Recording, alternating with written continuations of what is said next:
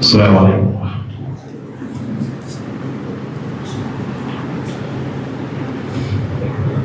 بسم الله الرحمن الرحيم. الحمد لله رب العالمين، والصلاة والسلام على سيد المرسلين وعلى آله وصحبه أجمعين. رب اشرح لي صدري ويسر لي أمري واحلل عقدة من لساني يفقهوا قولي.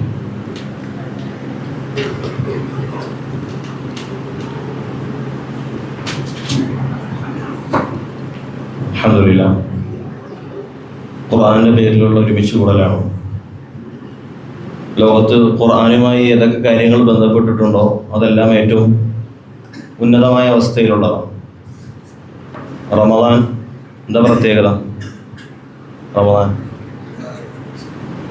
ഷഹ്റു റമദാൻ അല്ലദീ, പറയും, നിങ്ങൾ പറഞ്ഞു. ഷഹ്റു റമദാൻ അല്ലദീ ഉൻസില ഫീഹിൽ ഖുർആൻ. റമദാന് പ്രത്യേകത ഉണ്ടാവുന്ന ഏറ്റവും പ്രധാനപ്പെട്ട കാരണം എന്താണ്? ഖുർആൻ അവതരിച്ചതാണ്. നമ്മളിന്ന് ഖുർആന്റെ പേരിലുള്ള ഒരുമിച്ച് കൂടലാണ്. അതുകൊണ്ട് ലോകത്തുള്ള സംഘം ഒരുമിച്ച് കൂടലുകളിലെ ഏറ്റവും ശ്രേഷ്ഠമായ, ഏറ്റവും പ്രതിഫലാർഹമായ ഒരു സദസ്സിലാണ് നമ്മൾ ഇരിക്കുന്നത് എന്ന ഒരു ഉറപ്പോടുകൂടി, ബോധത്തോടുകൂടി നമ്മളെല്ലാവരും ഇരിക്കണം. ഇവിടെ എല്ലാവരും ഹാഫിളുകളല്ലേ? രക്ഷകർത്താക്കൾ ഒഴിച്ച് ബാക്കി എല്ലാവരും ഹാഫിളുകളല്ലേ? ഞാൻ കാര്യം ചോദിച്ചോട്ടെ, പറയോ? നിങ്ങൾ പറയോ? ഖുർആൻ എന്തിനു വേണ്ടിയുള്ളതാണ്? ഒറ്റ ചോദ്യമോ? നിങ്ങൾ പഠിച്ച ഖുർആൻ എന്തിനു വേണ്ടിയുള്ളതാണ്? ആർക്കും പറയാം. ഖുർആൻ എന്തിനു വേണ്ടിയുള്ളതാണ്? സയൻസ് പഠിക്കാനാണോ? മാത്തമാറ്റിക്സ് പഠിക്കാനാണോ? സാഹിത്യം പഠിക്കാനാണോ? അതല്ല നല്ല ഊതി നല്ല സ്വരം ഉണ്ടാക്കിയെടുക്കാനാണോ? ഖുർആൻ എന്തിനു വേണ്ടിയുള്ളതാണ്? പറഞ്ഞോ നിങ്ങൾ. ഖുർആൻ എന്തിനു വേണ്ടിയാ? പറയാമോ? പറയോ? സൂറത്തുൽ ബഖറയുടെ തുടക്കത്തിൽ പറയുന്നുണ്ട്, ദാലിക്കൽ കിതാബു ലാ റൈബ ഫീഹി. പറഞ്ഞോ? ഹുദല്ലിൽ മുത്തഖീൻ. എന്താ? ഹുദല്ലിൽ, ഹിദായത്തിന് വേണ്ടിയുള്ളതാണ്, ലോകത്തിന് സന്മാർഗം കാണിക്കാൻ വേണ്ടിയുള്ളതാണ്, വേറൊന്നിനു വേണ്ടിയുള്ളതല്ല. സയൻസ് പഠിപ്പിക്കാൻ വേണ്ടിയുള്ളതല്ല ഖുർആൻ. അപ്പോൾ ഖുർആനിൽ സയൻസ് ഇല്ലെന്ന് ചോദ്യം വരും. അതെ, സയൻസ് ഉണ്ട്. സയൻസ് ഉണ്ടെന്ന് പറഞ്ഞാൽ സയൻറ്റിഫിക്കായിട്ട് പ്രൂവായ ഒരു കാര്യത്തിന് വിരുദ്ധമായതൊന്നും എവിടെ ഉണ്ടാവില്ല? ഖുർആനിൽ ഉണ്ടാവില്ല. എന്നാൽ സയൻസ് പഠിക്കാനുള്ളതാണോ ഖുർആൻ? അല്ല. ഖുർആൻ എന്തിനുള്ളതാണ്? ഹിദായത്തിനുള്ളതാണ്. സൂറത്തുൽ ഫാത്തിഹ നമ്മൾ ഓതാറില്ലേ? ഇല്ലേ? എല്ലാവർക്കും അറിഞ്ഞൂടെ? 3 വയസ്സുള്ള മുസ്ലിമായ കുട്ടി മുതൽ എല്ലാവർക്കും അറിയാവുന്നൊരു കാര്യമാണ് ഏത്? മുസ്ലിമായ എല്ലാവർക്കും നിർബന്ധമായിട്ടും അറിഞ്ഞിരിക്കേണ്ട ഒരു സൂറത്താണ് ഏത്? സൂറത്തുൽ ഫാത്തിഹ. സൂറത്തുൽ ഫാത്തിഹയുടെ ഒരു പ്രത്യേക ഒരു ആയത്തുണ്ട് അതിൻ്റെ അകത്ത്. ആ ആയത്താണ് സൂറത്തുൽ ഫാത്തിഹയുടെ ഏറ്റവും അടിസ്ഥാനം. ഇഹ്ദിനസ് സിറാത്തൽ മുസ്തഖീം. ഇഹ്ദിനസ് സിറാത്തൽ മുസ്തഖീം, ഞങ്ങൾക്ക് ശരിയായ പാത കാണിച്ചു തരണേ. ദുആയാണതൊരു. അപ്പോൾ ഖുർആൻ മനഃപ്പാഠമാക്കിയ നമ്മൾ എല്ലാവരും ഖുർആൻ മനഃപ്പാഠമാക്കി. നമ്മുടെ ഉത്തരവാദിത്വം എന്താ? പിന്നെ ഉത്തരവാദിത്വം എന്താ? പറഞ്ഞോ, നിങ്ങൾ പറഞ്ഞോ. ഖുർആൻ എന്തിനു വേണ്ടിയാണെന്ന് ഞാൻ പറഞ്ഞു. ഖുർആൻ നിങ്ങൾ മനഃപ്പാഠമാക്കി. ഇനി നിങ്ങളുടെ പണി എന്താ? നിങ്ങൾ പറഞ്ഞോളൂ. നിങ്ങളുടെ ഉത്തരവാദിത്വം എന്താ? പറഞ്ഞോ. ആ ഹിദായത്തിലേക്ക് ജനങ്ങൾ എന്ത് ചെയ്യണം? ദാവത്ത് ചെയ്യണം. ജനങ്ങളെ ഹിദായത്തിൻ്റെ മാർഗത്തിലേക്ക് കൊണ്ടുവരണം. അതാണ് നമ്മുടെ ഉത്തരവാദിത്വം, അല്ലേ? മനസ്സിലായോ? എങ്ങനെ കൊണ്ടുവരും? വെറുതെ ജനങ്ങളുടെ മുമ്പിൽ പോയിരുന്ന് ഖുർആൻ ഓതിയാൽ അവർ ഹിദായത്തിലേക്കാവും. ഖുർആൻ ഓതിൽ കേൾക്കുമ്പോൾ അതിൻ്റേതായ മാറ്റങ്ങൾ ഉണ്ടാകും. അങ്ങനെ ആരെങ്കിലും മുസ്ലിം ആകുന്നുണ്ടോ? ആകുന്നവരുണ്ടാകാം. പക്ഷേ ജനങ്ങളുടെ മുമ്പിൽ പോയി വെറുതെ ഖുർആൻ ഓതിക്കൊണ്ടിരുന്നാൽ അവർ ഇസ്ലാമിലേക്ക് വരുമോ? നിസ്കരിക്കാത്ത ഒരാളുടെ അടുക്കൽ പോയി ഖുർആൻ ഇങ്ങനെ ഓതിക്കൊണ്ടിരുന്ന അയാൾ നാളെ മുതൽ നിസ്കരിക്കാൻ തുടങ്ങുമോ? ഇല്ല. എന്ത് ചെയ്യേണ്ടി വരും? അവരെ ഖുർആനിൻ്റെ കാര്യങ്ങൾ പറഞ്ഞ് ബോധ്യപ്പെടുത്തേണ്ടി വരും, പറഞ്ഞ് മനസ്സിലാക്കി കൊടുക്കേണ്ടി വരും. അതിന് നമുക്ക് ഖുർആൻ്റെ ആശയം എന്ത് ചെയ്തിരിക്കണം? ഖുർആൻ്റെ ആശയം നിർബന്ധമായിട്ടും മനസ്സിലായിരിക്കണം. ഒരു ചോദ്യം, കഴിഞ്ഞ പ്രാവശ്യം ഞാൻ ചോദിച്ചൊരു ചോദ്യമാണ് ഇതേപോലെ സദസ്സിൽ. ഫാത്തിഹയുടെ അർത്ഥം അറിയാവുന്നവർ, രക്ഷകർത്താക്കളോട് ചോദിക്കുന്നില്ല, ഫാത്തിഹയുടെ അർത്ഥം അറിയാവുന്നവരെ കൈവക്കുക പൂർണ്ണമായിട്ട്. സൂറത്തുൽ ഫാത്തിഹ ഞാൻ പറഞ്ഞ 3 വയസ്സ് മുതലുള്ള എല്ലാ കുട്ടികൾക്കും അറിയാവുന്ന ഒരു സൂറത്താണ്. ഫാത്തിഹയുടെ അർത്ഥം ഒരായത്തിന് ഏകദേശം ആശയം പറഞ്ഞാൽ മതി. വേർഡ് ടു വേർഡ് മീനിങ് അറിയണമെന്ന് നിർബന്ധമില്ല. ആശയം അറിയാവുന്നവർ കൈവക്കാം. ഫാത്തിഹയുടെ അർത്ഥം അറിയാവുന്നവർ. രക്ഷാകർത്താക്കളുടെ ഭാഗത്ത് 2-3 പേര് കൈ പൊക്കിയിട്ടുണ്ട്. നിങ്ങൾ ആരെങ്കിലും കൈ പൊക്കിയോ? നിങ്ങളെ കൊണ്ട് ഹിദായത്തിന് പറ്റുമോ? ഹിദായത്തിൻ്റെ വർക്ക് ചെയ്യാൻ നമ്മളെ കൊണ്ട് പറ്റിയ അവസ്ഥയിൽ നമ്മളൊന്ന് ആലോചിച്ച് നോക്കുക. നമ്മളൊന്ന് ആലോചിച്ചാൽ മതിയായി. ഖുർആൻ അല്ലാഹു അവതരിപ്പിച്ചത് ഹിദായത്തിന് വേണ്ടിയാണ്. ഹിദായത്തിന് വേണ്ടി നമ്മൾ അൽഹംദുലില്ലാഹ് നമ്മൾ മനഃപ്പാഠമാക്കി. ഇനി നമുക്കത് ജനങ്ങളിലേക്ക് ആ ഹിദായത്തിൻ്റെ പ്രവർത്തനങ്ങളുമായിട്ട് ഇറങ്ങേണ്ടി വരും. എങ്ങനെ ഇറങ്ങും? ഈ മനഃപ്പാഠമാക്കി ഖുർആൻ പോയി അങ്ങനെ പോയി ഓതി കൊടുത്താൽ ജനങ്ങൾ ഹിദായത്തിലേക്ക് വരുമോ? നാളെ നോമ്പ് പിടിക്കാത്ത ഒരാൾ അല്ലെങ്കിൽ മോശമായ കാര്യങ്ങൾ ചെയ്തുകൊണ്ടിരിക്കുന്ന ഒരാളുടെ മുമ്പിൽ പോയി നമ്മൾ ഖുർആൻ ഇങ്ങനെ കാണാണ്ട് ഓതിക്കൊണ്ടിരിക്കുകയാണ്, അറബി ഓതിക്കൊണ്ടിരിക്കുകയാണ്, നല്ല ടൂണിൽ തന്നെ ഓതണേ. നാളെ മുതൽ അയാൾ മാറ്റം വരും അയാൾക്ക്? ഇല്ല. കാരണം നമ്മുടെ പ്രശ്നമുണ്ട്, നമുക്ക് എന്തറിയില്ല, ഖുർആൻ്റെ ആശയങ്ങൾ അറിയില്ല. ആശയങ്ങൾ പറഞ്ഞു കൊടുത്ത് ജനങ്ങളെ ബോധ്യപ്പെടുത്തണം. അതുകൊണ്ടാണ് ഖുർആൻ്റെ പല സ്ഥലങ്ങളിലും പറഞ്ഞത് അഫലാ യതദബ്ബറൂനൽ ഖുർആൻ, അഫലാ തഅഖിലൂൻ, അഫലാ തദബ്ബറൂൻ. ഇല്ലേ? ഒരുപാട് സ്ഥലങ്ങളിൽ വന്നിട്ടുണ്ടോ? ഇല്ലേ? എന്താ അർത്ഥം എന്നറിയാമോ? വലഖദ് യസ്സർനൽ ഖുർആന ലിദ്ദിക്രി. ഇത് തന്നെ ആ സൂറത്തിൽ എത്ര തവണ വന്നിട്ടുണ്ട്? എത്ര തവണ? ഒരേ സൂറത്തിൽ 4 തവണ വന്നിട്ടുണ്ട്. ഇതെല്ലാം നിങ്ങൾ ചിന്തിക്കുന്നില്ലേ, മനസ്സിലാക്കുന്നില്ലേ? ഖുർആൻ അള്ളാഹു എളുപ്പമാക്കിയത് നിങ്ങൾക്ക് മനസ്സിലാകാൻ വേണ്ടിയാണ്. ഈ കാര്യങ്ങളാണ് പറയപ്പെടുന്നത്. ഞാൻ പറഞ്ഞു വന്ന ചുരുക്കം ഇതാണ്. ഖുർആൻ നമ്മൾ പഠിച്ചത് മനഃപ്പാഠമാക്കുക എന്ന ലക്ഷ്യത്തിൽ മാത്രമല്ല. അതിൻ്റെ ഉത്തരവാദിത്വം പൂർത്തിയാകണമെങ്കിൽ അതിൻ്റെ ആശയങ്ങൾ കൂടി നമ്മൾ എന്ത് ചെയ്തിരിക്കണം? മനസ്സിലാക്കിയിരിക്കണം. ആശയം സ്വന്തം മനസ്സിലാക്കിയാൽ പോരാ. നമ്മുടെ ഉത്തരവാദിത്വം എന്താണ്? ജനങ്ങളെ ഈ മാർഗത്തിലേക്ക് കൊണ്ടുവരലാണ്. അപ്പോൾ അതുകൊണ്ട് ആശയങ്ങൾ ജനങ്ങളുടെ മുന്നിൽ പരിചയപ്പെടുത്തി കൊടുക്കാനും ദീനിലേക്ക് ആളുകളെ അടുപ്പിക്കാനും നമുക്ക് എന്ത് ചെയ്യണം? നമുക്ക് ഓരോരുത്തർക്കും സാധിക്കണം. അതിനുവേണ്ടിയാണ് ലോകത്ത് മദ്രസകൾ സ്ഥാപിക്കപ്പെട്ടിട്ടുള്ളത്. ലോകത്ത് ദീൻ നിലനിൽക്കുന്നത് മദ്രസകളുടെ പേരിലാണ്. ലോകത്ത് ഇതേപോലെ അറബി കോളേജുകളും മദ്രസകളും ഉള്ളതിൻ്റെ പേരിലാണ് ഇന്ന് ലോകത്ത് ദീൻ നിലനിൽക്കുന്നത്. ഇതില്ലെങ്കിൽ ലോകത്ത് എന്തുണ്ടാവില്ല? ദീൻ ഉണ്ടാവില്ല.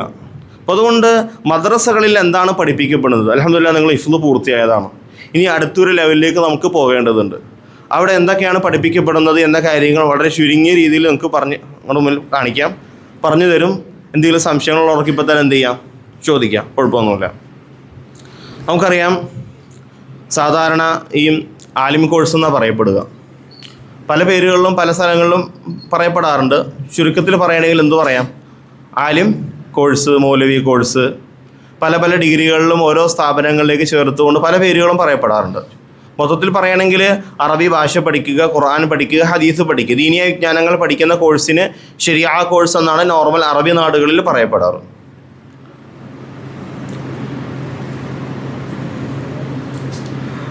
നോർമലി നമ്മുടെ നാടുകളിൽ ആലിം കോഴ്സ് 6 മുതൽ 10 വർഷത്തെ സിലബസുകളാണ്. അത് ഓരോ മദ്രസകളനുസരിച്ച് മാറ്റം വരും. നമ്മുടെ മദ്രസയിൽ 6 വർഷമാണ്. അതേപോലെ തന്നെ വേറെ ചില ദേവബന്ദി സ്ഥാപനം, നമ്മുടെ ദാറുൽ ദേവബന്ദിൻ്റെ കീഴിൽ പ്രവർത്തിക്കുന്ന വേറെ ചില മദ്രസകളുടെ സിലബസ് അനുസരിച്ച് അവിടെ 7 വർഷമാണ്, ചില സ്ഥലത്ത് 8 വർഷമാണ്. പിന്നെ നമ്മുടെ നാട്ടിലെ പഴയ സിസ്റ്റം അനുസരിച്ച്, ദർസി സിസ്റ്റം അനുസരിച്ച് ഏകദേശം 10-12 വർഷങ്ങൾ വരെ എന്തിനെടുക്കാറുണ്ട്? നോർമൽ ഒരാൾ ആലിമാകുന്നതിന് എടുക്കാറുണ്ട്. അതോരോ മദ്രസകളുടെ സിലബസ് അനുസരിച്ചും അവരതിൽ കൊടുത്തിരിക്കുന്ന ഏതിനാണ് പ്രയോറിറ്റി കൊടുത്തിരിക്കുന്നത് എന്നതിനെ പരിഗണിച്ചുകൊണ്ട് ഇത് വ്യത്യസ്ത അതുകൊണ്ടാണ് ഡ്യൂറേഷൻ പല സ്ഥാപനങ്ങൾ മാറുന്നതനുസരിച്ച് 6 മുതൽ 10 വർഷം വരെ ഇതിന് സമയം എടുക്കാറുണ്ട്. ഇനി ഇതിനെ നോർമലി 2 ആക്കി തിരിക്കാറാണ്. ആദ്യത്തെ 3 വർഷവും പിന്നെ അതിന് ശേഷമുള്ള അടുത്ത 3 വർഷവും. ഞാൻ നോർമൽ ഏറ്റവും കൂടുതൽ കാണപ്പെടുന്നത് 6-7 വർഷത്തെ കണക്കാണ്. അതുകൊണ്ട് അതിൽ ബേസ് ചെയ്തുകൊണ്ടാണ് ഞാൻ സംസാരിക്കുന്നത്. അപ്പോൾ 6 വർഷത്തിൽ ആദ്യ 3 വർഷം പഠിപ്പിക്കപ്പെടുന്നത് എന്തായിരിക്കുമെന്ന് നമുക്ക് നോക്കാം. ആദ്യ 3 വർഷം എന്ന് പറഞ്ഞാൽ സാധാരണ ഹിഫ്ള് പഠിക്കുന്ന വിദ്യാർത്ഥികൾ ഒന്നുകിൽ SSLC എഴുതിക്കൊണ്ടിരിക്കുന്നവരായിരിക്കും. ഹിഫ്ള് പൂർത്തിയാക്കുന്ന വിദ്യാർത്ഥികൾ മിക്കവാറും 13 വയസ്സിന് ശേഷം 14, 15, 16 വയസ്സുകാരായിരിക്കും അല്ലേ? ഏകദേശം ആ വയസ്സല്ലേ നിങ്ങളുടെയൊക്കെ പ്രായം? 13, 14, 15, 16 ഈ പ്രായത്തിലായിരിക്കും. അപ്പോൾ നോർമൽ അവരെപ്പോഴും സാധാരണ ആദ്യത്തെ 3 വർഷം എന്ന് പറഞ്ഞാൽ സെക്കൻഡറിയും ഹയർ സെക്കൻഡറിയാണ്. അതായത് SSLC +1 +2. ഹിഫ്ളിൽ പലപ്പോഴും പല സ്ഥലങ്ങളിൽ SSLC തീരാറുണ്ട്. ചില വിദ്യാർത്ഥികൾ SSLC തുടങ്ങി വെക്കാറുള്ളൂ. ചിലപ്പോൾ ഹിഫ്ളിന് ശേഷമായിരിക്കും പലരെയും പ്രായമാകുന്നത്. അപ്പോഴായിരിക്കും SSLCക്ക് ചേരുക. അപ്പോൾ എന്താണെങ്കിലും ഏത് സ്ഥാപനത്തിൽ ചെന്നാലും ആദ്യത്തെ വർഷം SSLC ഇല്ലാത്ത വിദ്യാർത്ഥിയാണെങ്കിൽ, അഡ്മിഷൻ എടുക്കുമ്പോൾ ആലിം കോഴ്സ് അനുസരിച്ച് SSLC ഇല്ലാത്ത വിദ്യാർത്ഥിയാണെങ്കിൽ, SSLC പൂർത്തിയാകാത്ത വിദ്യാർത്ഥിയാണെങ്കിൽ അവനിക്ക് ആദ്യത്തെ വർഷം കൊടുക്കുന്നത് SLC ആയിരിക്കും. അതേപോലെ തന്നെ അതിനുശേഷമുള്ള 2 വർഷം ഹയർ സെക്കൻഡറി ആയിരിക്കും, +1 +2. ഇത് ആദ്യത്തെ 3 വർഷം പ്രധാനമായും ഭാഷകളെ കേന്ദ്രീകരിച്ചാണ് പഠനം നടക്കുക. ഏതാ? പ്രധാനമായിട്ടും ഇംഗ്ലീഷ്, അറബി, മലയാളം, ഉറുദു ഈ ഭാഷകളിലുള്ള പഠനമായിരിക്കും ആദ്യത്തെ 3 വർഷത്തിൽ ഫോക്കസ് ചെയ്യുക. നമുക്കറിയാം അറബിയിലാണ് ഏറ്റവും കൂടുതൽ പഠിപ്പിക്കപ്പെടുന്നത്. നമ്മുടെ ഒരു ദിവസത്തെ 8 പീരീഡുകൾ ഉണ്ടെങ്കിൽ അതിന് 2 പീരീഡുകൾ 2-3 പീരീഡുകൾ തന്നെ അറബി ലാംഗ്വേജും അതിൻ്റെ ഗ്രാമറിന് വേണ്ടി മാത്രമായിരിക്കും. ബാക്കി അതിനുശേഷം ബാക്കിയുള്ള വിഷയങ്ങളെല്ലാം പഠിപ്പിക്കപ്പെടും. മലയാളവും പ്രത്യേക ശ്രദ്ധയോടുകൂടി എല്ലാ മദ്രസകളും പഠിപ്പിക്കപ്പെടുന്നുണ്ട്. ഇംഗ്ലീഷും നോർമൽ സ്കൂളിങ്ങിൻ്റെ ഒപ്പം ഉള്ളതിൻ്റെ പേരിൽ ആ കൂട്ടത്തിൽ പഠിപ്പിക്കപ്പെടാറുണ്ട്. അല്ലാതെയും പ്രൈവറ്റായിട്ട് വേറെ ട്യൂഷനും സാധാരണ മദ്രസകളിൽ കൊടുക്കപ്പെടാറുണ്ട്. അതേപോലെ തന്നെ അതിൻ്റെ കൂടെ ആദ്യത്തെ 3 വർഷം കൊണ്ട് നമ്മൾ പഠിക്കുന്ന കാര്യങ്ങളാണ് അറബിക്ക് ഗ്രാമർ. അതേപോലെ തന്നെ അറബി നന്നായിട്ട് സാധാരണ നമ്മൾ ഖുർആൻ ഓതുമ്പോൾ ഖുർആനിലെ ഹർക്കത്ത് ഉണ്ടാകും. നോർമൽ സാധാരണ നോക്കുമ്പോൾ അറബിയിൽ എന്തുണ്ടാവില്ല. അറബി എഴുതുമ്പോൾ ഗൾഫിലൊക്കെ പോയ ആളുകൾക്ക് മനസ്സിലാവും അറബിയിൽ ഒന്നും എന്തിടില്ല, ഫത്തഹോ കസറോ ദമ്മൊന്നും ഉണ്ടാവില്ല. അത് വായിക്കാൻ പഠിക്കണം, അത് വായിച്ച് മനസ്സിലാക്കാൻ പഠിക്കണം. അതിനുള്ള പ്രാക്ടീസാണ് ആദ്യത്തെ വർഷം കൊടുക്കുന്നത്, ആദ്യത്തെ 3 വർഷങ്ങളിൽ. പിന്നെ അറബി എഴുതണം. അതേപോലെ തന്നെ ഹാൻഡ് റൈറ്റിങ്ങിന് വേണ്ടി പ്രത്യേക പഠനമുണ്ട്. അതേപോലെ തന്നെ കാലിഗ്രഫി ഉണ്ട്. അതൊക്കെ മദ്രസകളിലുള്ളതാണ്, സിലബസിലുള്ളതാണ്. അതേപോലെ തന്നെ സെൻറ്റൻസുകൾ ഉണ്ടാക്കുക. നമ്മൾ ഭാഷ പഠിച്ചു തുടങ്ങുമ്പോൾ തന്നെ ചെറിയ വാക്കുകൾ ചേർത്ത് കൊണ്ടൊരു സെൻറ്റൻസ് ഉണ്ടാക്കി ഉപയോഗിക്കുന്ന അറബി പ്രായോഗിക തലത്തിൽ എങ്ങനെ ഉപയോഗിക്കാൻ പറ്റുമെന്ന കാര്യങ്ങളൊക്കെ ആദ്യത്തെ 3 വർഷത്തിനുള്ളിൽ പഠിപ്പിക്കാൻ തുടങ്ങും. ഭാഷയുമായി ബന്ധപ്പെടുന്ന വിഷയങ്ങൾ ഈ 3 വർഷങ്ങളിൽ പൂർത്തീകരിക്കും. ആദ്യത്തെ 3 വർഷം കൊണ്ട് ഏകദേശം ലാംഗ്വേജുമായി ബന്ധപ്പെട്ട മുഴുവൻ കാര്യങ്ങളും പഠിക്കാൻ സാധിക്കും. മാത്രമല്ല ആദ്യത്തെ വർഷം തന്നെ 6 മാസത്തിനുള്ളിൽ തന്നെ ഏകദേശം ഭാഷയൊക്കെ ചെറിയ രൂപത്തിൽ ഉപയോഗിക്കാനുള്ള ഒരു അവസ്ഥയിലേക്ക് ഓരോ വിദ്യാർത്ഥിയും എത്തിയിട്ടുണ്ടാകും. പിന്നെ ഈ 3 വർഷം കൊണ്ട് ലക്ഷ്യമാക്കുന്നത് എന്താണ്? നന്നായി പഠിക്കുന്ന ഒരു വിദ്യാർത്ഥി ഈ 3 വർഷം കൊണ്ട് ഭാഷകൾ അനായാസം കൈകാര്യം ചെയ്യാനുള്ളൊരവസ്ഥയിലേക്ക് എത്തും. അറബി കേട്ടാൽ മനസ്സിലാകും. അറബി ഏത് പുസ്തകം എടുത്താലും വായിച്ചാലും മനസ്സിലാകുന്ന ഒരു തലത്തിലേക്ക് ഓരോ വിദ്യാർത്ഥിയും എത്തിച്ചേരും ഈ ആദ്യത്തെ 3 വർഷം കൊണ്ട്. അതേപോലെ തന്നെ ഭാഷകൾക്ക് പുറമെ ഈ 3 വർഷം പഠിപ്പിക്കപ്പെടുന്ന കാര്യങ്ങളാണ് എന്താണ്? ഫിഖ് എന്താണെന്ന് നിങ്ങൾക്ക് പ്രത്യേകിച്ച് പറയേണ്ട ആവശ്യമില്ല. കർമ്മശാസ്ത്രം, നമസ്കാരം, നോമ്പ്, സക്കാത്ത് അതുമായി ബന്ധപ്പെടുന്ന അല്പം വിശാലമായ കുറച്ച് കാര്യങ്ങൾ പഠിപ്പിക്കപ്പെടും. അതേപോലെ തന്നെ ഹദീസുകൾ നിങ്ങൾ കുറച്ചൊക്കെ മനഃപ്പാടമാക്കിയിട്ടുണ്ടാകും. ഇവിടെ അർത്ഥത്തോടു കൂടി തന്നെ ഹദീസിന് അർത്ഥം പറയാവുന്ന തരത്തിൽ തന്നെ അർത്ഥം പറഞ്ഞുകൊണ്ട് തന്നെ മനഃപ്പാടമല്ല, അർത്ഥം ഹദീസ് വായിച്ചാൽ അർത്ഥം മനസ്സിലാകുന്നതിനുള്ള പ്രാക്ടീസും മനഃപ്പാടമാക്കുന്ന പരിശീലനമെല്ലാം ഈ വർഷമുണ്ട്. അതേപോലെ തന്നെ 1-ാമത്തെ വർഷം കഴിഞ്ഞ് 2-ാമത്തെ വർഷം തുടങ്ങുന്നതോടു കൂടി തന്നെ ഖുർആൻ വായിച്ച് അതിൻ്റെ അർത്ഥം പറയാനും അർത്ഥം മനസ്സിലാക്കുവാനുള്ള ഒരു പ്രാക്ടിക്കലായിട്ടുള്ള ക്ലാസ്സാണ് ഈ വർഷങ്ങളിൽ നടക്കുന്നത്. അതേപോലെ തന്നെ ഈ ആദ്യത്തെ 3 വർഷത്തിൽ കൊടുക്കപ്പെടുന്ന വേറൊരു പ്രധാനപ്പെട്ട കാര്യമാണ് തജ്വീദ്. സാധാരണ നിങ്ങൾ ഹിഫ്ളിൽ പഠിച്ചപ്പോൾ തജ്വീദോടുകൂടി പഠിച്ചിട്ടുണ്ടാകും. പക്ഷേ അതൊരു ഖിറാഅത്ത് എന്ന രീതിയിലേക്ക് നോക്കുമ്പോൾ, അതായത് നമ്മളെ ഏറ്റവും പൂർണ്ണമായ രീതിയുണ്ട്. നമ്മൾ ഓതുന്നത് ഇമാം അബു ഹഫ്സ് റഹിമഹുള്ളാഹിയുടെ റിവായത്ത് ഹഫ്സാണ് ഓതുന്നത് നമ്മളെല്ലാവരും. അപ്പോൾ അതിൻ്റെ ഒരു സനദ്, അതിൻ്റെ ഒരു സർട്ടിഫിക്കറ്റ് ലഭിക്കുന്ന തരത്തിലേക്ക് ഖുർആൻ ഓതി പൂർണ്ണമായും ഒരു ഖാരി ഉസ്താദിനെ കേൾപ്പിക്കുന്ന ഒരു ക്ലാസ്സാണ് തജ്വീദിൻ്റെ ക്ലാസ്. തജ്വീദ് പഠിക്കുക, നിയമങ്ങൾ പഠിക്കുക മാത്രമല്ല, ഖുർആൻ പൂർണ്ണമായി ഉസ്താദിൻ്റെ മുന്നിൽ തജ്വീദോടുകൂടി എന്ത് ചെയ്യണം? റിവായത്ത് അനുസരിച്ച് ഓതി കേൾപ്പിക്കുന്ന പരിശീലനമാണ് ഈ തജ്വീദിൻ്റെ ക്ലാസ് കൊണ്ട് ലക്ഷ്യമാക്കുന്നത്.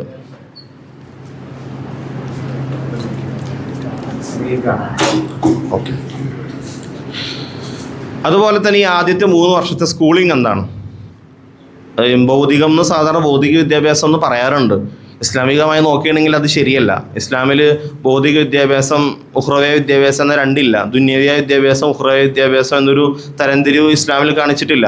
ദീനിൽ പറയുന്നത് ഇൽമുൻ നാഫിഅ, ഇൽമു ദാർ. നാഫിഅ ഇൽമ്, നാഫിഅ അല്ലാത്ത ഇൽമ്, ആ ഒരു തരംതിരിവാണ് ഇസ്ലാമിലുള്ളത്. ഇസ്ലാമിൽ എന്തല്ല, ഭൗതിക വിദ്യാഭ്യാസം എന്നൊരു വാക്ക് ഇസ്ലാമിൽ എന്ത് ചെയ്യാറില്ല, ഉപയോഗിക്കാറില്ല. നമുക്കെല്ലാം ഇപ്പോൾ നമ്മളൊരാൾ ഡോക്ടർ മെഡിസിന് പഠിക്കുകയാണ്. അവൻ്റെ ലക്ഷ്യം നല്ലതാണെങ്കിൽ, വെറും കാശുണ്ടാക്കാനുള്ള ലക്ഷ്യമായിട്ടാണ് അവൻ പഠിക്കുന്നത് എങ്കിൽ, എനിക്ക് കുറച്ച് സ്റ്റാറ്റസ് കിട്ടും, എനിക്ക് കാശ് കിട്ടും എന്ന ലക്ഷ്യത്തിലാണ് അവൻ പഠിക്കണമെങ്കിൽ അത് ദുന്യവിയാണ്, അത് ഭൗതികമാണ്. എനിക്ക് അതുകൊണ്ട് ഈ ആഖിറത്തിൽ ഒരു ഗുണവും കിട്ടൂല. എന്നാൽ ഒരാൾ മെഡിക്കൽ സയൻസ് പഠിക്കുന്നുണ്ട്, ഏത് ലക്ഷ്യത്തിന് വേണ്ടിയാണ്? ഞാൻ എൻ്റെ ഉമ്മത്തിന് സേവനം ചെയ്യും, ഞാൻ ആളുകൾക്ക് സൗജന്യമായി സേവനം ചെയ്യും, ആളുകൾക്ക് ബുദ്ധിമുട്ട് ഉള്ള ആളുകൾക്ക് ഞാൻ ഫ്രീ ആയി കൊടുക്കും, അല്ലെങ്കിൽ ഏതെങ്കിലും തരത്തിൽ എന്നെക്കൊണ്ട് സാധിക്കുന്ന രീതിയിൽ ഉമ്മത്തിനെ ഞാൻ സേവിക്കുമെന്ന ലക്ഷ്യത്തിനാണ് ഒരാൾ പഠിക്കുന്നത് എങ്കിൽ അതെന്താണ്? ഉഖ്റവിയ ഇൽമ് തന്നെയാണ്. അപ്പോൾ ഇസ്ലാമിൽ ഭൗതികമായ ഇൽമ്, അതേപോലെ തന്നെ ഉഖ്റവിയ ഇൽമ് എന്നൊരു തരംതിരി ഇസ്ലാമിലില്ല. ഒന്നുകിൽ ഇൽമ നാഫിഅ ആയിരിക്കും, അല്ലെങ്കിൽ നാഫിഅ അല്ലാത്ത ഇൽമായിരിക്കും. മനസ്സിലാകുന്നുണ്ടല്ലോ?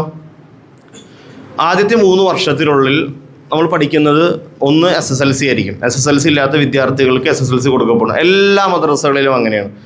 SSLC ഇല്ലാത്തവർക്ക് SSLC കൊടുക്കപ്പെടും. അതൊരു വർഷം എടുക്കുക. അതേപോലെ തന്നെ അടുത്ത 2 വർഷത്തിൽ +1 +2 SSLC കഴിഞ്ഞ വിദ്യാർത്ഥികൾക്ക് വേണ്ടി +1 +2 ഉണ്ട്. ഇപ്പോൾ നോർമൽ അതിൻ്റെ സിലബസ് ഏതാണ്? നോർമൽ നമുക്കിപ്പോൾ സ്കൂൾ SSLC നമുക്ക് സ്കൂളിൽ പഠിക്കുന്ന വിദ്യാർത്ഥികളാണെങ്കിൽ നമുക്ക് എന്ത് ചെയ്യാൻ പറ്റും? കേരള സ്റ്റേറ്റ് ബോർഡിൻ്റെ സാധാരണ കേരള സിലബസ് അനുസരിച്ച് നമുക്ക് എന്ത് ചെയ്യാൻ പറ്റും? SSLC എഴുതാൻ പറ്റും. പക്ഷേ നമ്മൾ ഏതെങ്കിലും സ്കൂളുമായി ടൈപ്പ് ചെയ്ത് സ്കൂളിൽ വെച്ച് ആ സ്കൂളുമായി ബന്ധപ്പെട്ട് വേണം എന്ത് ചെയ്താൽ പരീക്ഷ എഴുതാൻ. പ്രൈവറ്റായിട്ട് നമുക്ക് പോകാൻ പറ്റില്ല, ചിലപ്പോൾ സ്കൂളിൽ പോകേണ്ടി വരും. പലപ്പോഴും ഇത് നമ്മൾ മദ്രസയിൽ പഠിക്കുന്ന വിദ്യാർത്ഥികൾക്ക് സ്കൂളിൽ പോയി SSLC പഠിക്കുക എന്ന് പറഞ്ഞാൽ അതൊരു ബുദ്ധിമുട്ടേറിയ കാര്യമാണ്. ഒന്നാമതായിട്ട് നിയമവിരുദ്ധമാണ്. കേരള നിയമം അനുസരിച്ച്, ഇന്ത്യൻ നിയമം അനുസരിച്ച് നിയമവിരുദ്ധമാണ്. അതായത് സ്കൂളിൽ ഒരാൾ പേര് രജിസ്റ്റർ ചെയ്തിട്ടുണ്ടെങ്കിൽ നിർബന്ധമായിട്ട് അവൻ എന്ത് ചെയ്തിരിക്കണം? അവിടെ ഹാജരായിരിക്കണം. നമ്മൾ പലപ്പോഴും മദ്രസയിൽ നിൽക്കും, ആഴ്ചയിൽ ഒരിക്കലും മാത്രം സ്കൂളിൽ പോകുന്നൊരു സിസ്റ്റം നമ്മൾ ചെയ്യാറുണ്ട്. പക്ഷേ അത് നിയമവിരുദ്ധമാണ്. ഗവൺമെൻറ് അറിഞ്ഞു കഴിഞ്ഞാൽ നമ്മുടെ മദ്രസക്കെതിരെ നടപടി ഉണ്ടാകും. ഏത് സ്കൂളുകാരാണോ അതിന് സൗകര്യം ഒരുക്കുന്നത് അവർക്കെതിരെ എന്തുണ്ടാകും? നടപടി ഉണ്ടാകും. ഉണ്ടായിട്ടുണ്ട് പല സ്ഥലത്തും. അപ്പോൾ ആരെങ്കിലൊക്കെ ഏതെങ്കിലുമൊക്കെ സൗകര്യങ്ങൾ കിട്ടുന്നുണ്ടെങ്കിൽ വളരെ ഉപകാരപ്രദമാണ്. അല്ലെങ്കിൽ പിന്നെ നമുക്ക് ഇന്ത്യൻ ഗവൺമെൻറ് നമുക്ക് ഇതിനു വേണ്ടി ചെയ്തു വെച്ചേക്കണ, സെൻട്രൽ ഗവൺമെൻറ് ചെയ്തു വെച്ചേക്കണത് NIOSൻ്റെ ഒരു സിലബസ് ഉണ്ട്. അത് ഇന്ത്യ മൊത്തത്തിലുള്ളതാണ്. കേരള സ്റ്റേറ്റ് നടത്തണമല്ല, സെൻട്രൽ ഗവൺമെൻറ് നടത്തുന്ന സിലബസാണ്. CBSE ബോർഡൊക്കെ ഉണ്ട്, ഏകദേശം നമ്മുടെ നീറ്റിൻ്റെ എക്സാമൊക്കെ നടത്തുന്ന അവരുടെയൊക്കെ അതൊക്കെ ഒറ്റ കുടൽ കീഴിൽ വരുന്നതാണ്, എഡ്യൂക്കേഷൻ ബോർഡിൻ്റെ കീഴിൽ വരുന്നതാണ്. അതിൻ്റെ ഒരു വിങ്ങാണ് NIOS എന്ന് പറഞ്ഞ ബോർഡ്. അപ്പോൾ അതിൻ്റെ കീഴിലുള്ള SSLC നമുക്ക് എന്ത് ചെയ്യാൻ പറ്റും? എഴുതാൻ പറ്റും. അപ്പോൾ പലപ്പോഴും ചോദ്യങ്ങൾ വരാറുണ്ട്, അതിൻ്റെ ഇവിടെ വാല്യൂ ഇല്ലല്ലോ. വാല്യൂ ഇല്ലാത്തതല്ല പ്രശ്നം. പ്രധാനമായിട്ടും നമ്മളതിൽ തിരഞ്ഞെടുക്കുന്ന വിഷയങ്ങൾ പ്രശ്നമാണ്. NIOSൽ നമുക്കൊരു 10-30ഓളം വിഷയങ്ങൾ തിരഞ്ഞെടുക്കാൻ പറ്റും. ഒരുപാട് വിഷയങ്ങൾ തിരഞ്ഞെടുക്കാൻ പറ്റും. പക്ഷേ നമ്മുടെ കേരളത്തിൽ താമസിക്കുന്ന നമ്മുടെ കേരള ഗവൺമെൻറ് അംഗീകരിക്കുന്ന വിഷയങ്ങളുണ്ട്. അത് ഈ കാണുന്ന വിഷയങ്ങളാണ്. ഈ കാണുന്ന വിഷയങ്ങൾ എടുത്താണ് നമ്മൾ NIOS പഠിക്കുന്നതെങ്കിൽ പിന്നെ വാല്യൂവിൽ പ്രശ്നങ്ങളൊന്നും ഉണ്ടാവില്ല. ഏതൊക്കെ? English, Malayalam, science, mathematics, social science. ഈ വിഷയങ്ങളാണ് നമ്മൾ NIOSൽ പഠിക്കുന്നത് എങ്കിൽ പിന്നെ എന്ത് പ്രശ്നം വരുന്നില്ല? പറഞ്ഞോ. ഏതാ? നമ്മുടെ സർട്ടിഫിക്കറ്റിൻ്റെ യോഗ്യതയുടെ പ്രശ്നം വരുന്നില്ല. പിന്നെ വേറൊരു വിഷയം എന്താണെന്ന് വെച്ചാൽ രണ്ട് ബോർഡുകളാണ്. കേരളത്തിലെ കേരള ബോർഡും അവിടെ സെൻട്രൽ ബോർഡാണ്. അപ്പോൾ സെൻട്രൽ ബോർഡിൻ്റെ ഒരു സർട്ടിഫിക്കറ്റ് കേരള ബോർഡ് സ്വീകരിക്കണമെങ്കിൽ ഈക്വൽ ആയിരിക്കണം. ഈക്വലൻസിയുടെ ഒരു സർട്ടിഫിക്കറ്റ് ഉണ്ടാക്കണം. അത് ജസ്റ്റ് നമ്മൾ വെറുതെ ഒരു കത്ത് അയച്ചു കഴിഞ്ഞാൽ തിരുവനന്തപുരത്ത് നമുക്ക് അയച്ചു കിട്ടും. അതൊന്നും വലിയ ബുദ്ധിമുട്ടുള്ള കേസല്ല. എന്നിട്ട് ഈ നമ്മുടെ NIA സർട്ടിഫിക്കറ്റിനോടൊപ്പം ഈക്വലൻസി സർട്ടിഫിക്കറ്റ് നമ്മുടെ കയ്യിലുണ്ടെങ്കിൽ പിന്നെ നമുക്ക് കേരളത്തിൽ എവിടെ വേണമെങ്കിലും എന്ത് ചെയ്യാൻ പറ്റും? തുടർ പഠനത്തിന് ഒരു കുഴപ്പമുണ്ടാകില്ല. മനസ്സിലായല്ലോ? അതിനുശേഷം പിന്നീട് സീനിയർ സെക്കൻഡറിയാണ്. സീനിയർ സെക്കൻഡറിക്ക് നോർമൽ നമുക്ക് കേരള ഗവൺമെൻറ് തന്നെ നമുക്ക് പ്രൈവറ്റായിട്ട് പഠിക്കാനുള്ള ഓപ്ഷൻ തരുന്നുണ്ട്. സ്കൂളിൽ പോകേണ്ട ആവശ്യമില്ല. സ്കോൾ കേരള എന്ന് പറഞ്ഞ ഒരു സംവിധാനത്തിലൂടെ നോർമൽ സാധാരണ ഇവിടെ കേരള സ്റ്റേറ്റ് സിലബസ് അനുസരിച്ച് +1 +2 പഠിക്കുന്ന വിദ്യാർത്ഥികൾ പഠിക്കുന്ന അതേ കാര്യങ്ങൾ തന്നെ അവരോടൊപ്പം തന്നെ അതേ പരീക്ഷ എഴുതിക്കൊണ്ട് തന്നെ അതേപോലെ തന്നെ സർട്ടിഫിക്കറ്റ് പ്രൊവൈഡ് ചെയ്യുന്ന ഒരു സംവിധാനമാണ് സ്കോൾ കേരള സിസ്റ്റം. അത് ഏകദേശം കുറച്ച് വർഷങ്ങളായിട്ട് കേരളത്തിൽ നടന്നു വരുന്നതാണ്. എല്ലാവരും ഫലപ്രദമായിട്ട് അത് എന്ത് ചെയ്യാറുണ്ട്? നമ്മളെല്ലാവരും ഉപയോഗപ്പെടുത്താറുണ്ട്. അതേപോലെ തന്നെ നമുക്ക് വേണമെങ്കിൽ പ്രൈവറ്റായിട്ട് NIOSലും ചെയ്യാം. രണ്ടും കുഴപ്പമൊന്നുമില്ല. പക്ഷേ നമുക്ക് കൂടുതൽ കുറച്ചും കൂടി കേരളത്തിൽ താമസിക്കുന്ന ഒരാളെ സംബന്ധിച്ചിടത്തോളം കുറച്ചും കൂടി നല്ലത് ഏതായിരിക്കും? സ്കോൾ കേരളയാണ്. കാരണം നമുക്കിവിടെ കേരളത്തിൽ യൂണിവേഴ്സിറ്റികൾക്ക് നേരിട്ട് നമുക്ക് അപ്ലൈ ചെയ്യാൻ പറ്റും. വേറെ ഈക്വലൻസിയുടെ ആവശ്യം വരില്ല. മാത്രമല്ല നമുക്ക് ഈ സ്കോൾ കേരള സർട്ടിഫിക്കറ്റ് എന്ന് പറഞ്ഞാൽ റെഗുലറായി സ്കൂളിൽ പോയി പഠിക്കുന്ന +1 +2 പഠിക്കുന്ന വിദ്യാർത്ഥികൾക്ക് കിട്ടുന്ന അതേ സർട്ടിഫിക്കറ്റ് തന്നെയാണ് നമുക്കും കിട്ടുക. മനസ്സിലാവണോ?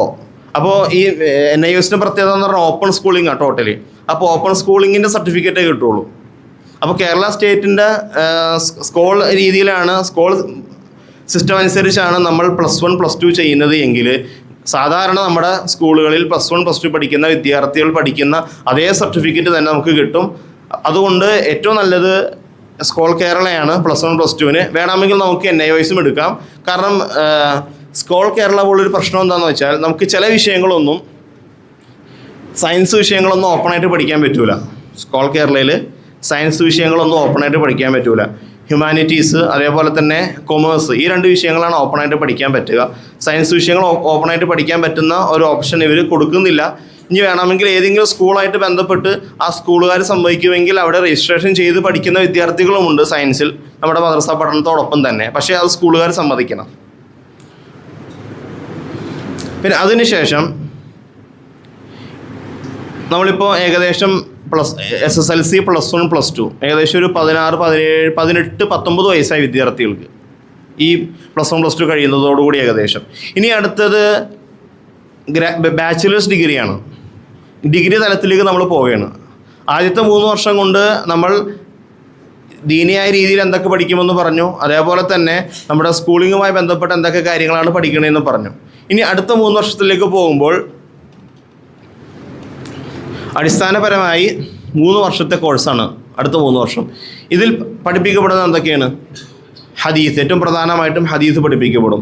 നബി സല്ലല്ലാഹു അലൈഹി വസല്ലം വരെ വെറുതെ ഹദീസുകൾ അബീ ഹുറൈറ റളിയല്ലാഹു അൻഹു ഖാല ഖാല റസൂലുള്ളാഹി സ്വല്ലല്ലാഹു അലൈഹി വസല്ലം അങ്ങനെയല്ല പഠിക്കുന്നത്. നമ്മൾ പഠിക്കുന്ന ഓരോ പുസ്തകങ്ങളുണ്ടാവും. ഉദാഹരണത്തിന് ബുഖാരി ഉണ്ടാകും, അതേപോലെ തന്നെ കിതാബിന് മുസ്ലിം എന്ന് പറഞ്ഞ പുസ്തകം കിതാബുണ്ട്, അതേപോലെ തന്നെ തിർമിദി കിതാബുണ്ട്. അപ്പോൾ ഈ കിതാബ് എഴുതിയ ആൾ മുതൽ നബി സല്ലല്ലാഹു അലൈഹി വസല്ലം വരെ എത്തുന്ന ഒരു ചെയിനോട് കൂടിയാണ് പഠിപ്പിക്കുന്നത്. ചിലപ്പോൾ ഇമാം ബുഖാരിക്ക് മുകളിൽ ഒരു 4 പേര് കഴിഞ്ഞിട്ടായിരിക്കും ആരിലേക്ക് എത്തുന്നത്, നബി സല്ലല്ലാഹു അലൈഹി വസല്ലമയിലേക്ക് എത്തുന്നത്. ആ ചെയിൻ ഉൾപ്പെടെയാണ് എന്ത് ചെയ്യുന്നത്, ഇവിടെ പഠിപ്പിക്കപ്പെടുന്നത്. അപ്പം മാത്രമല്ല ആ ഹദീസുമായി ബന്ധപ്പെട്ട ഈ ഹദീസ് വിശ്വാസയോഗ്യമാണോ അല്ലയോ മുതലായ കാര്യങ്ങളെല്ലാം ഇവിടെ എന്ത് ചെയ്യപ്പെടും, പഠിപ്പിക്കപ്പെടും. കുറേയും കൂടി വിശാലമായിട്ടാണ് പഠിപ്പിക്കപ്പെടുന്നത്. അതേപോലെ തന്നെ ഹദീസ് നിരൂപണ ശാസ്ത്രം. ഒരു ഹദീസ് കിട്ടിയാൽ ഈ ഹദീസ് അമൽ ചെയ്യാൻ പറ്റുമോ, ഈ ഹദീസ് അനുസരിച്ച് ഈ ഹദീസിന് എനിക്ക് ഉപയോഗിക്കാൻ പറ്റുമോ ഇല്ലയോ, ഈ ഹദീസ് ശരിയാണോ തെറ്റാണോ, ഈ ഹദീസിൽ എന്തെങ്കിലും കുഴപ്പങ്ങളുണ്ടോ മുതലായ കാര്യങ്ങൾ എന്ത് ചെയ്യാൻ പറ്റും, പരിശോധിക്കാൻ പറ്റുന്നൊരു വിജ്ഞാനമാണ് ഉസൂലുൽ ഹദീസ്. അതിനുശേഷം തഫ്സീറുണ്ട്. അതായത് രണ്ടാമത്തെ 6 വർഷത്തെ കോഴ്സിൽ ആദ്യത്തെ 3 വർഷത്തെ കാര്യം പറഞ്ഞു കഴിഞ്ഞു.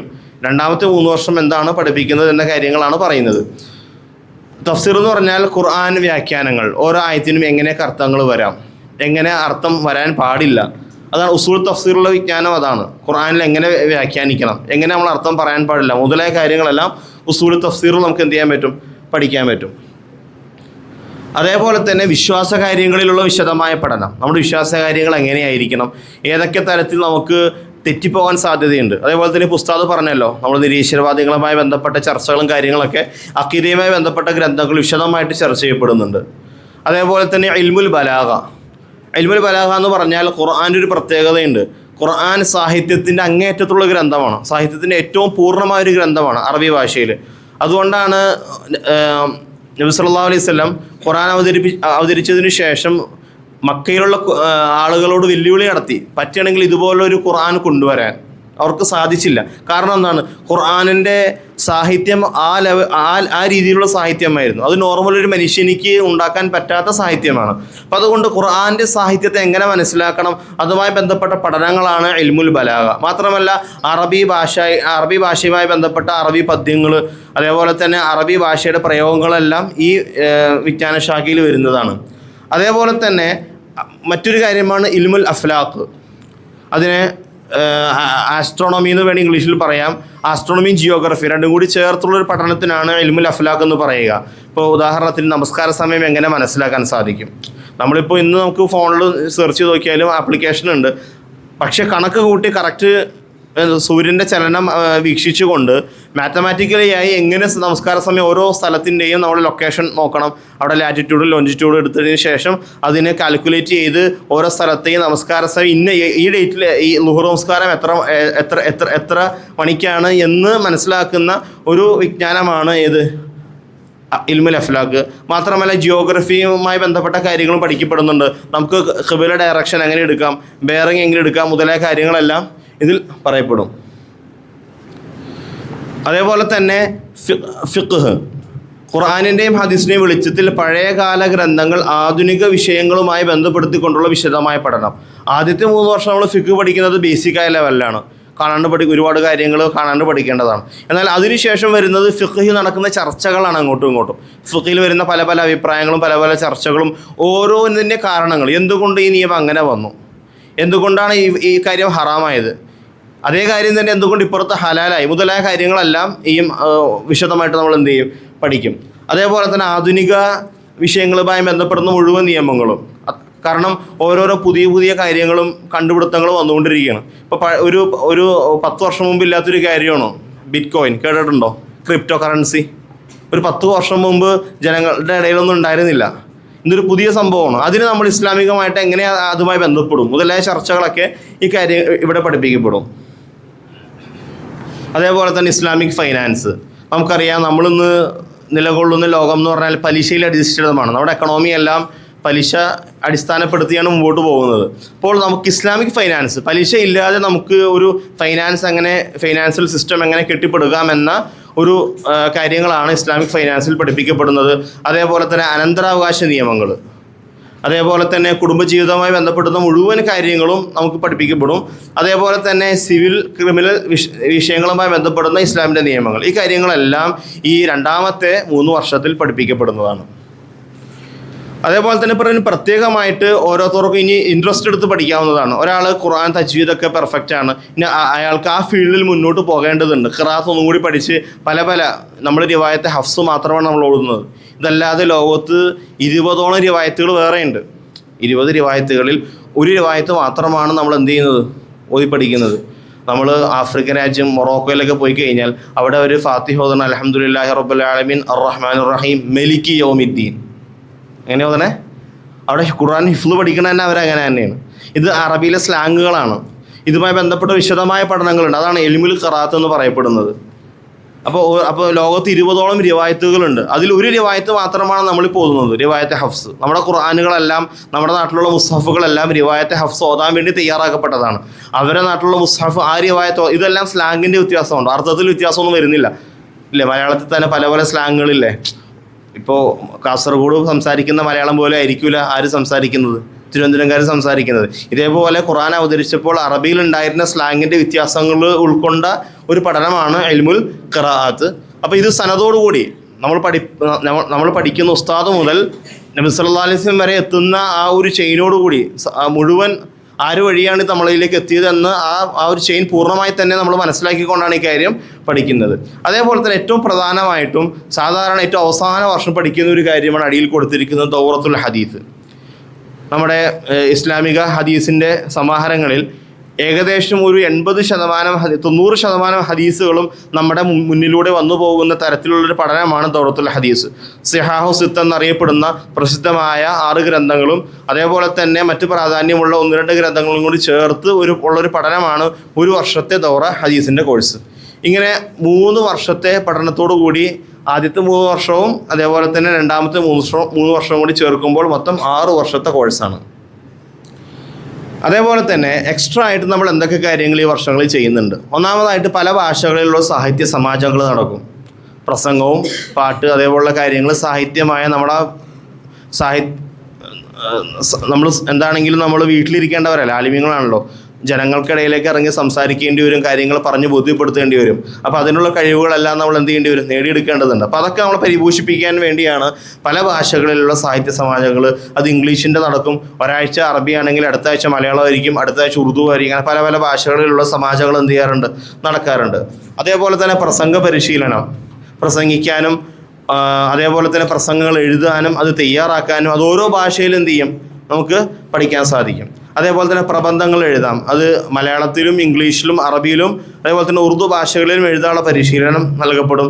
അതേപോലെ തന്നെ ചുമർ പത്രിക തയ്യാറാക്കൽ, സ്കൂളുകൾ കണ്ടിട്ടില്ല, നമ്മുടെ ബോളിലേക്ക് ചെന്ന് നോക്കി കഴിഞ്ഞാൽ കാണാൻ പറ്റും. കുട്ടികൾ എഴുതി തയ്യാറാക്കിയ പല പല കാര്യങ്ങളും അവിടെ ഒട്ടിച്ചേക്കണുണ്ടാവും, ചുമർ പത്രിക.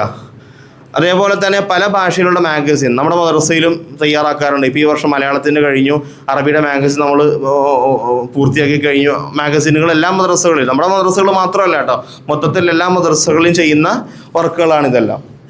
അതേപോലെ തന്നെ ഇവിടെ പറയാൻ വിട്ടുപോയി, മിക്ക മദ്രസകളിൽ നിന്ന് അൽഹംദുലില്ലാ എല്ലായിടത്തും നല്ല ഉഷാറായ കമ്പ്യൂട്ടർ ലാബുകളുണ്ട്. എല്ലാ മദ്രസയിലും ഉണ്ട്. നമ്മുടെ മദ്രസയിൽ തന്നെ മുകളിലേക്ക് കയറിയാൽ മനസ്സിലാവും 15 കമ്പ്യൂട്ടറുള്ള നല്ല വിശാലമായ കമ്പ്യൂട്ടർ ലാബുണ്ട്. നമുക്ക് കുട്ടികൾക്ക് ആവശ്യമുള്ള സമയങ്ങളിലും അതെല്ലാം ഫ്രീ ആയി കിട്ടുന്ന സമയങ്ങളിലെല്ലാം അവർക്ക് എന്ത് ചെയ്യാം, ഒരുപാട് കാര്യങ്ങൾ പഠിക്കാൻ സാധിക്കും. ഇന്ന് ജനങ്ങൾ ഡിഗ്രിയല്ല നോക്കുന്നത്. ഇന്ന് ലോകത്ത് ആളുകളെ ഡിഗ്രി, പണ്ട് കാലം ഉണ്ടായിരുന്ന ഡിഗ്രി ഉള്ളവന് ജോലി, ഇന്ന് അങ്ങനെയല്ല, സ്കില്ലുള്ളവനാണ് ജോലി. ആർക്ക് എന്ത് കഴിവുണ്ടോ അവന് എന്ത് ഡിഗ്രി ഉണ്ടെന്ന് പോലും ആരും ചോദിക്കില്ല. ഇന്ന വർക്ക് ചെയ്യാൻ അവനെയും കൊണ്ട് കഴിവുണ്ടെങ്കിൽ അവനിക്ക് എന്ത് കിട്ടും, ജോലി കിട്ടും. ഇന്ന് ആ ഒരു കാലത്താണ് നമ്മൾ നിൽക്കുന്നത്. അപ്പോൾ നമുക്ക് സ്കില്ലുകൾ ഒരുപാട്, കമ്പ്യൂട്ടറുകൾ നമ്മുടെ മുമ്പിലുള്ളപ്പോൾ ഒരുപാട് സ്കില്ലുകൾ നമുക്ക് വർദ്ധിപ്പിക്കാൻ പറ്റും. നമുക്ക് കോഡിങ്ങുകൾ പഠിക്കാൻ പറ്റും, അതേപോലെ തന്നെ ഗ്രാഫിക് ഡിസൈൻ പഠിക്കാൻ പറ്റും, അതേപോലെ തന്നെ പ്രസൻറ്റേഷൻ. ഈ കാണുന്ന പ്രസൻറ്റേഷൻ കണ്ടോ, ഇത് ഞാൻ ഉണ്ടാക്കിയതല്ല കേട്ടോ. ഇവിടുത്തെ കുറച്ച് വിദ്യാർത്ഥികൾ ഞാൻ കഴിഞ്ഞ വർഷം പറഞ്ഞപ്പോൾ അവരെനിക്കൊന്ന് ഉണ്ടാക്കി തന്നതാണ്, ഞാൻ ഉണ്ടാക്കിയതല്ല. നിങ്ങളുടെയൊക്കെ ഏകദേശം ഒരു 19-20 വയസ്സുള്ളൊരു വിദ്യാർത്ഥി എനിക്ക് ഉണ്ടാക്കി തന്നതാണ്. അപ്പോൾ ഇതൊക്കെ അവർക്ക് എന്ത് ചെയ്യാൻ പറ്റും, ഇതൊക്കെ ഒരു പഠനങ്ങളുടെ ഭാഗമാണ്, ഇതൊക്കെ എക്സ്ട്രാ ആയിട്ട് ചെയ്യാൻ പറ്റും.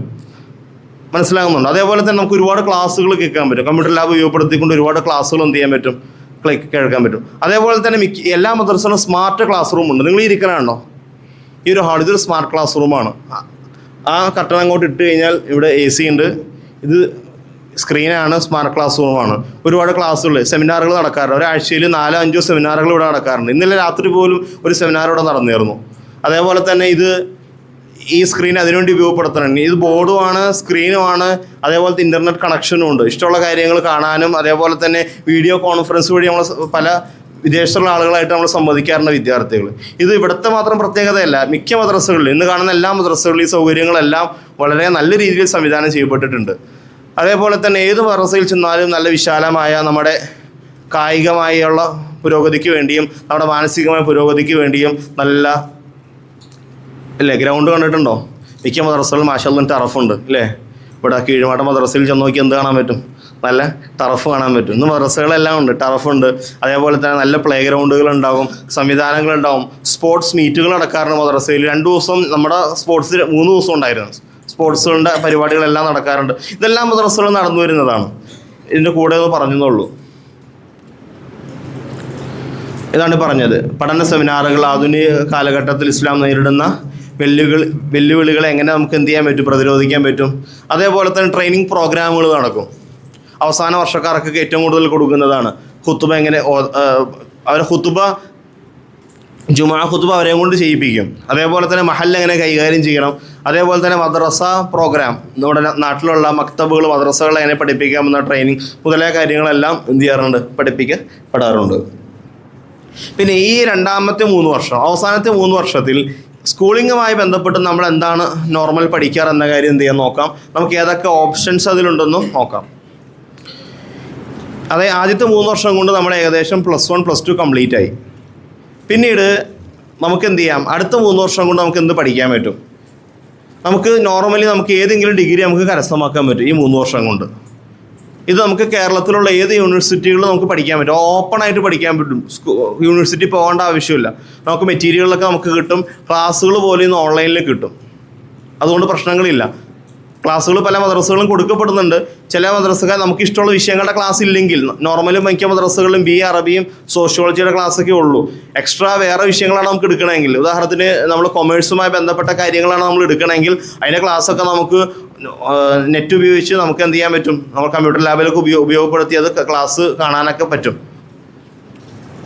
BA അറബി ഉണ്ട്, ഇംഗ്ലീഷ് ഉണ്ട്, മലയാളം ഉണ്ട്, സോഷ്യോളജി ഉണ്ട്, ഹിസ്റ്ററി ഉണ്ട്, പൊളിറ്റിക്സ് ഉണ്ട്. ഇതെന്ത് വേണമെങ്കിൽ നമുക്ക് എന്ത് ചെയ്യാം, പഠിക്കാം. നോർമൽ മദ്രസകൾ ഏറ്റവും പ്രൊമോട്ട് ചെയ്യുന്നത് BA അറബിയാണ്. കാരണം അവസാനം 3 വർഷം നമ്മൾ കോഴ്സ് ടൈറ്റാണ്. പണ്ട് കാലത്ത് 12 വർഷം അല്ലെങ്കിൽ 10 വർഷം പഠിപ്പിച്ചിരുന്ന കോഴ്സ് ചുരുക്കി ഒന്നും കളയാതെ, മാറ്റർ ഒന്നും കളയാതെ ചുരുക്കി 6 വർഷമാക്കി എടുത്തേക്കാണ്. അപ്പോൾ നമുക്ക് സമയം വളരെ കുറവാണ്. അപ്പോൾ മദ്രസകളിൽ കൂടുതലും പ്രോത്സാഹിപ്പിക്കുക BA അറബി എടുക്കാനായിരിക്കും. കാരണം അപ്പോൾ അറബിയുമായി ബന്ധപ്പെട്ട വിഷയങ്ങളൊക്കെ എളുപ്പമായിരിക്കും. പിന്നെ ഇംഗ്ലീഷ് ഭാഷയും അതുമായി ബന്ധപ്പെടുന്ന കുറച്ച് കാര്യങ്ങൾ മാത്രമേ കൂടുതൽ പഠിക്കേണ്ടി വരുള്ളൂ. ഇനി കൂടുതൽ പഠിക്കണമെന്ന ആഗ്രഹമുണ്ട്, അതേപോലെ തന്നെ കഴിവുണ്ടെങ്കിൽ അവർക്ക് ബാക്കി ഏത് വിഷയങ്ങൾ വേണ്ടി എന്ത് ചെയ്യാൻ പറ്റും, തിരഞ്ഞെടുക്കാൻ പറ്റും. മാത്രമല്ല കേരളത്തിലുള്ള ഏത് യൂണിവേഴ്സിറ്റികളിലും, കേരളത്തിൽ പ്രധാനമായും 3 യൂണിവേഴ്സിറ്റികളാണുള്ളത്. തെക്കൻ കേരളത്തിൽ കേരള യൂണിവേഴ്സിറ്റി, മധ്യ കേരളത്തിൽ MG യൂണിവേഴ്സിറ്റി ഉണ്ട്, പിന്നെ ഉത്തര കേരളത്തിലാണെങ്കിൽ വടക്കോട്ടാണെങ്കിൽ കാലിക്കറ്റ് യൂണിവേഴ്സിറ്റി 3 യൂണിവേഴ്സിറ്റികളുണ്ട്. 3 യൂണിവേഴ്സിറ്റികളിൽ നമുക്ക് ഓപ്പണായിട്ട് അവിടുത്തെ വിഷയങ്ങൾ എന്ത് ചെയ്യാൻ പറ്റും, പഠിക്കാൻ പറ്റും. പിന്നെ അതല്ലാതെ ഓപ്പണായിട്ട് മാത്രം കേരള ഗവൺമെൻറ്റിൻ്റെ ഒരു SN ശ്രീനാരായണ ഗുരു ഓപ്പൺ യൂണിവേഴ്സിറ്റി കൊല്ലം ആസ്ഥാനമായിട്ട് നടക്കുന്നുണ്ട്. അതിലും വേണമെങ്കിൽ നമുക്ക് എന്ത് ചെയ്യാം, ഒരുപാട് വിഷയങ്ങൾ ഓപ്പണായിട്ട് പഠിക്കാം. അതിൻ്റെ ക്ലാസ്സുകളെല്ലാം ഓൺലൈനിൽ അവൈലബിളും ആണ്. പിന്നെ അതിനുശേഷം നമ്മൾ ഒരു വിദ്യാർത്ഥി പഠിച്ചു കഴിഞ്ഞു, 6 വർഷത്തെ കോഴ്സ് കഴിഞ്ഞു, ഉപരിപഠനത്തിന് പോവുകയാണ്. അവനിക്ക് എന്തൊക്കെ സാധ്യതകളുണ്ട് അതാണ് നമുക്ക് നോക്കാം. ഇസ്ലാമിക് സ്റ്റഡീസിലാണ് പോകണമെങ്കിൽ അവനിക്കുണ്ട് ഖിറാഅത്ത് പഠിക്കാൻ. ഞാൻ നേരത്തെ പറഞ്ഞതുപോലെ, അതായത് നമ്മൾ ഓതുന്നത് ഒരു റിവായത്തിൽ മാത്രമാണ്. 20 റിവായത്തുകളിൽ പഠിച്ചുകൊണ്ടുള്ള ഖിറാഅത്തിൻ്റെ ഒരു PG നമുക്ക് ചെയ്യാൻ സാധിക്കും. അതേപോലെ തന്നെ ഹദീസിൻ്റെ വിഷയത്തിൽ PG ചെയ്യാൻ സാധിക്കും. ഇത് ദാറുലും ദേവബന്ദിലും ഡൽഹിയിലൊക്കെ പോയി പഠിക്കുന്ന കോഴ്സാണ്. അതേപോലെ തന്നെ ഇഫ്താഹിൻ്റെ കോഴ്സുണ്ട്, നമ്മളിവിടെ ഉള്ള കോഴ്സാണ്. ഫിഖ്ഹിൽ കുറച്ചും കൂടി ഖദാഉം അതേപോലെ തന്നെ മുഫ്തിയാകാനുള്ള കോഴ്സാണ് ഇഫ്താ എന്ന് പറഞ്ഞാൽ. അതേപോലെ തന്നെ തഫ്സീറിൻ്റെ കോഴ്സുകളുണ്ട്. അതേപോലെ തന്നെ ഇസ്ലാമിക് ഫൈനാൻസിൻ്റെ കോഴ്സുകളുണ്ട്. അതേപോലെ തന്നെ ഇസ്ലാമിക് ബാങ്കിങ്, അതേപോലെ തന്നെ അറബിക് ലിറ്ററേച്ചർ, ഇതിൻ്റെ കോഴ്സുകളെല്ലാം ഇന്ന് നമുക്ക് ഉപരിപഠനത്തിനായി ലഭ്യമാണ്. അത് കേരളത്തിൻ്റെ അകത്തും പഠിക്കാം, കേരളത്തിൻ്റെ വെളിയിലും പഠിക്കാം, ഇന്ത്യക്ക് വെളിയിലും എന്ത് ചെയ്യാം, പഠിക്കാം. ഇന്ത്യക്ക് വെളിയിൽ തന്നെ മദീനയിലെ യൂണിവേഴ്സിറ്റി ഉണ്ട്. അതേപോലെ തന്നെ അൽ-അസ്ഹറുണ്ട് ഈജിപ്തിലെ, നമ്മുടെ വിദ്യാർത്ഥികളോട് പഠിക്കുന്നുണ്ട് ഇപ്പോഴും. അതേപോലെ തന്നെ തുർക്കിയിലുണ്ട്. അതേപോലെ തന്നെ മലേഷ്യയിൽ നമുക്ക് പഠിക്കാൻ പറ്റും. ഒരുപാട് സാധ്യതകളുണ്ട് നമുക്ക്. ഇനി നമ്മൾ PG ഇസ്ലാമിക് സ്റ്റഡീസ് അല്ലാത്ത മറ്റ് വിഷയങ്ങളിലേക്കാണ് നമുക്ക് പോകുന്നത് എങ്കിൽ നമുക്ക് ഏറ്റവും MA ഏത് ഭാഷകളിൽ വേണമെങ്കിലും നമുക്ക് എടുക്കാം. അതേപോലെ തന്നെ കൊമേഴ്സുമായി ബന്ധപ്പെട്ട കാര്യങ്ങൾ നമുക്ക് മുമ്പോട്ട് പഠിക്കാം. അതേപോലെ തന്നെ ബിസിനസ്സുമായി ബന്ധപ്പെട്ട BBA MBA കാര്യങ്ങളൊക്കെ നമുക്ക് എന്ത് ചെയ്യാം, മുമ്പോട്ട് പഠിക്കാം. കാരണം നമ്മുടെ ഡിഗ്രികളൊക്കെ നമ്മുടെ കംപ്ലീറ്റ് ആണ്, ബാക്കി മുന്നോട്ട് പഠിക്കേണ്ടതിന് കുഴപ്പമില്ല. പിന്നെ ഏറ്റവും പ്രധാനമായിട്ട് ഒരു കാര്യം ഞാൻ അടിയിൽ എഴുതിയിട്ടുണ്ട്, എക്സ്ട്രാ ചേർത്തു, LLB ഓരോ ആലിമായി ഇറങ്ങുന്ന ഒരാളും അത്യാവശ്യമായി പഠിച്ചിരിക്കേണ്ട ഒരു കാര്യമാണ്. കാരണം നമ്മൾ സോഷ്യൽ വർക്കിന് ഇറങ്ങുന്ന ആൾക്കാരാണ്. നമ്മൾ ഇസ്ലാമിക നിയമങ്ങളാണ് നമ്മൾ ഇസ്ലാമിക് സ്റ്റഡീസ് പഠിക്കുന്നത്. അതേപോലെ തന്നെ നമ്മൾ LLBയും ഇതിന് ശേഷം പഠിക്കുകയാണെങ്കിൽ ഒരുപാട് പ്രയോജനം നമുക്കത് കിട്ടും. പഠനം കുറേ കൂടി എളുപ്പമാകും. കാരണം നമ്മൾ 2 ലോ തന്നെ പഠിക്കണം, ഇസ്ലാമിക്കിൽ ലോ തന്നെ പഠിക്കണം, LLB പഠിക്കാൻ പോയാലും ലോ തന്നെ പഠിക്കുന്നത്. അപ്പോൾ LLB തിരഞ്ഞെടുക്കുകയാണ് ഏറ്റവും ഒരു ആലിമിനെ സംബന്ധിച്ചിടത്തോളം ഉപരിപഠനത്തിന്. അവൻ ഏതാണ് പ്രൊഫഷണൽ മേഖലയിലേക്കാണ് പോകണമെങ്കിൽ ഏറ്റവും നല്ല ഉപരിപഠനം, ഏറ്റവും നല്ല അവന് പറ്റിയ ചോയ്സ് ഏതാണ്, LLB ആണ്. കാരണം നമുക്ക് ഒരു ആലിമാകുമ്പോൾ ഒരുപാട് ഉത്തരവാദിത്തങ്ങൾ വരും, ഒരുപാട് പ്രശ്നങ്ങൾ നമ്മുടെ മുന്നിൽ വരും. അതിൽ പരിഹാരം കാണാനും ഏറ്റവും നല്ലൊരു പഠനമാണ് ഇത് LLB. അതേപോലെ തന്നെ ഇന്ത്യക്ക് അകത്തും പുറത്തുള്ള യൂണിവേഴ്സിറ്റികളിൽ നമുക്ക് പഠിക്കാനുള്ള അവസരങ്ങളുണ്ട്. ഒരു കാര്യം എന്ത് ചെയ്യൂല, തടയപ്പെടില്ല. നമ്മൾ ആലിമുമാണ് കൂടെ നമ്മൾ അത്യാവശ്യം ഭൗതികമായ കാര്യങ്ങൾ അതേപോലെ തന്നെ പ്രൊഫഷണലായ കാര്യങ്ങളൊക്കെ പഠിച്ചിട്ടുണ്ടെങ്കിൽ, വിദ്യാഭ്യാസം ഉണ്ടെങ്കിൽ നമുക്ക് ലോകത്ത് എവിടെ നമ്മൾ എങ്ങോട്ട് പോകൂല, പുറകോട്ട് പോകൂല. ഞാൻ നോക്കട്ടെ, ഞാൻ ഒരു കാര്യം കാണിച്ചു തരാം. ഒരു വ്യക്തിയെ ഞാൻ പരിചയപ്പെടുത്തി തരാം നിങ്ങൾക്ക്.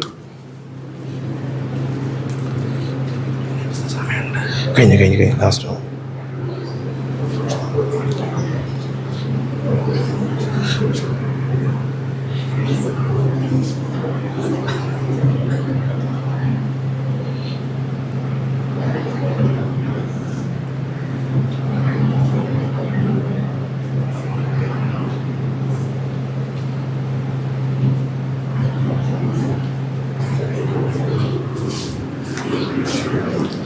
ഇത് ഡോക്ടർ ഹുസൈൻ അബ്ദുൽ സത്താറാണ്.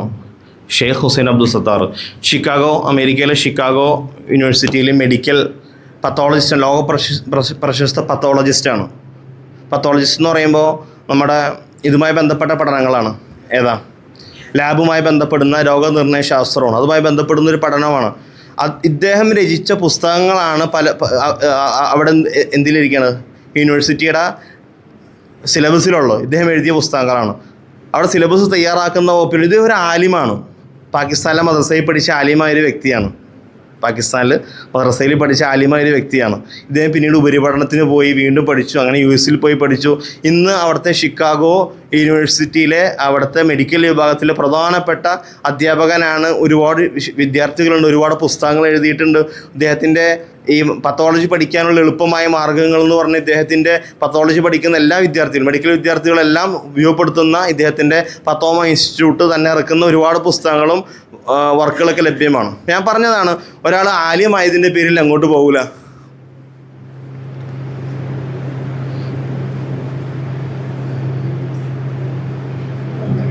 കണ്ടോ, അദ്ദേഹത്തിൻ്റെ പഠനകാലത്തെ ഫോട്ടോയാണ്. നിങ്ങളെപ്പോലെ സാധാരണ ഒരാളെ പോലെ ഇരുന്ന് പഠിച്ച ഒരാളാണ്. പഠനകാലത്തെ ഫോട്ടോ ആയി കാണുന്നത്. ഞാൻ യാദൃശ്ചികമായി കഴിഞ്ഞ ദിവസം ഒരു സംഭവം കണ്ടപ്പോൾ ഇദ്ദേഹത്തിൻ്റെ ഒരു സെർച്ചിന് മുന്നിൽ വന്നെന്നുള്ളൂ. അപ്പോൾ ഞാൻ നിങ്ങൾക്ക് അതിന് ഓർമ്മ ഒന്ന് പെട്ടെന്ന് കാണിച്ചാണ്. അപ്പോൾ അതുകൊണ്ട് നമ്മൾ പഠിക്കുന്ന കാര്യം നമ്മൾ കറക്റ്റായിട്ട് പഠിക്കുകയാണെങ്കിൽ, അത് സ്കൂളിംഗ് ആണെങ്കിലും നമ്മുടെ ദീനീയ വിദ്യാഭ്യാസമാണെങ്കിലും കറക്റ്റായിട്ട് പഠിക്കുകയാണെങ്കിൽ നമുക്ക് മുന്നോട്ട് ഏത് മേഖലയിലേക്ക് നമുക്ക് തിരിയുന്നതിന് എന്തില്ല, കുഴപ്പമൊന്നും വരില്ല. അപ്പോൾ അതുകൊണ്ട് ഇൻഷാ അല്ലാഹ് ബാക്കി കാര്യങ്ങൾ ഉസ്താദ് അവറുകൾ പറയും.